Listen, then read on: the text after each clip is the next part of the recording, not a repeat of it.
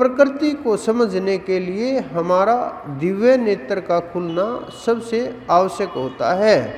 मैं बार बार एक ही बात बोलता हूँ कि अंदर में झांक करके देखो, अंदर में उतर करके देखो।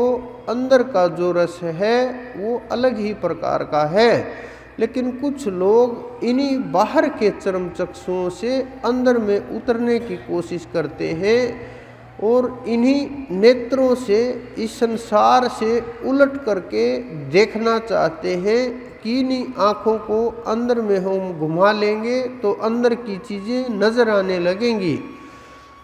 लेकिन वो ये नेत्र नहीं है, उसके लिए आपको मेहनत करनी पड़ेगी, जिसका जिक्र हर जगह आया है, हमारे संतों ने भी किया है।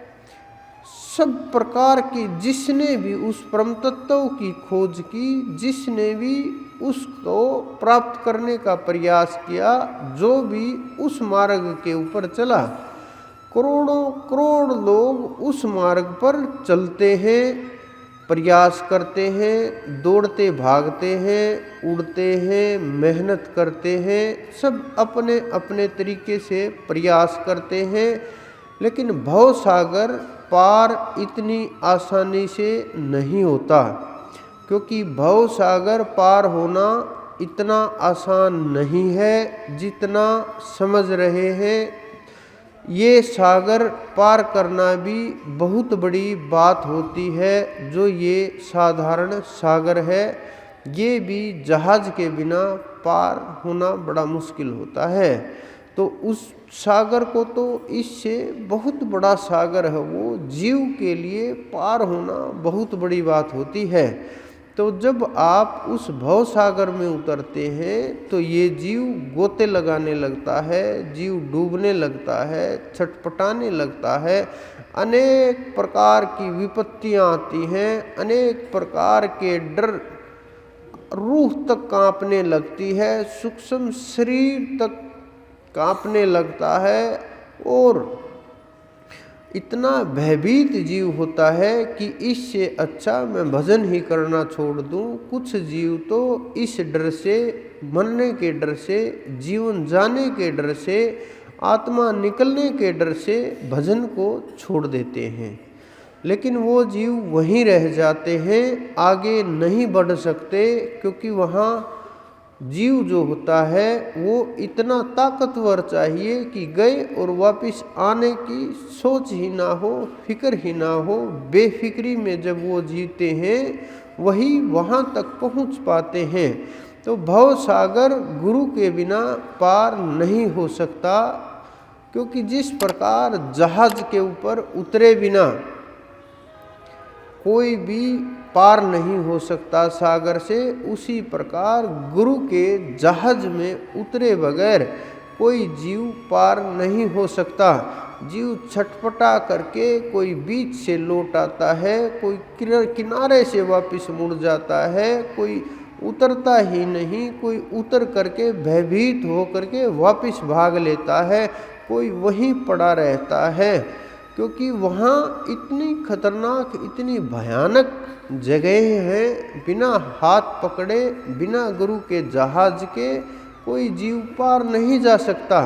लेकिन हम फंसे रहते हैं। जीव इतना बेचारा साधारण, ये इतना उलझा हुआ है, इसको एहसास ही नहीं होता कि किस प्रकार से क्या करना है, क्या साधना है, कौन गुरु है, किस प्रकार से कल्याण हो, क्या मार्ग है, ये पता ही नहीं होता। कहीं भी भागता है, कैसे भी छटपटाता है, कैसे भी फंसता है और इसी जन्म की इन सांसों को वैसे ही व्यर्थ में गवा देता है। और जब ये श्वास चली जाती हैं तो जीवन में कुछ भी शेष नहीं रहता, आपके पास कुछ भी शेष नहीं रहेगा। इस संसार के अंदर जितने भी शरीर हैं सब प्रकृति के अधीन चल रहे हैं। कुछ लोग ये सोचते हैं, कुछ माताएं ये समझती हैं कि बच्चा मैं पैदा करती हूँ, मेरे से पैदा होता है। कुछ पुरुष ये समझते हैं कि हमारे बिना ये प्रकृति नहीं चल सकती। लेकिन ये बिल्कुल भ्रम भरी बातें हैं, भ्रम भरी सोच है और ये भ्रम ही फैला हुआ है। क्योंकि जिसके गर्भ में बच्चे पैदा हो रहे हैं, पल रहे हैं, उनके हाथ में भी कुछ नहीं है, क्योंकि उन्हें स्वयं ही ज्ञान नहीं होता बच्चा कि कौन सा अंग किस समय के ऊपर बन रहा है, बन भी रहा है, नहीं बन रहा, बच्चा रोगी है, स्वस्थ है, कैसा है, कौन सा अंग नहीं है, हृदय सही है, नहीं है, कुछ भी उनको पता नहीं होता।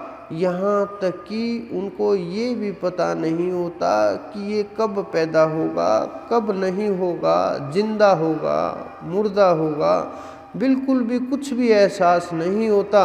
बस भ्रम है ये कि हम पैदा करने वाले हैं और हमने गर्भ में रखा, हमारे कारण सब कुछ हो रहा है, लेकिन नहीं, करने वाला कर्ता और है, जिसकी ऑब्जर्वेशन में पूरा ब्रह्मांड चल रहा है, पूरी प्रकृति चल रही है, जिसकी नज़रों में सब कुछ सारे जीव हैं, वही जीवों के शरीरों को उत्पन्न करता है, वही पैदा करता है, वही बीज रूप में स्थापित करता है, वही आगे बढ़ाता है जीव को, वही शरीर को बड़ा बनाता है, वही शरीर को विकास करता है। उसी कारण से शरीर बूढ़ा होता है, उसी कारण से मृत्यु को प्राप्त होता है।